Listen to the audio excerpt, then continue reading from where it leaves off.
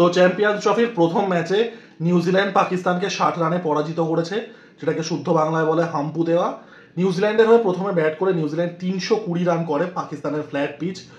আমাদের Tom Latham অনেকদিন বাদে 100 রান করলেন এবং উইল ইয়াং 100 রান করেন। জবাবে ব্যাট করতে নেমে পাকিস্তান বেসিক্যালি টেস্ট খেলে। বাবার আজম, যে মোহাম্মদ আলী জিন্নার পরে সব থেকে বড় পাকিস্তানি স্ক্যাম, তার ব্যাটিং র্যাঙ্কিং নাম্বার 1 উদ্ধার করার জন্য একটা 90 বলে 60 রানের একটা জঘন্য ইনিংস খেলে। আর ফাকার জামান 41 বলে 24। ফাকার জামান বেসিক্যালি পিন্টারেস্টের মতো, 2017 সালে কুল ছিল, 2025 সালে আনইনস্টল করে দেওয়াই ভালো। এবং গ্লেন ফিলিপস অসম্ভব ভালো একটা ক্যাচ নেন। মানে গ্লেন ফিলিপস, যারা ফিল্ডিং করতে দেখেছেন গ্লেন ফিলিপসকে, মানে তিনি এই জেনারেশনের জন্টি রোডস, এই বিষয়ে কোনো সন্দেহই নেই। তো 60 রানে তারা হেরে যাচ্ছে, তো পাকিস্তান ভালো রকম হাম্পু খাবে নেট রান রেটে।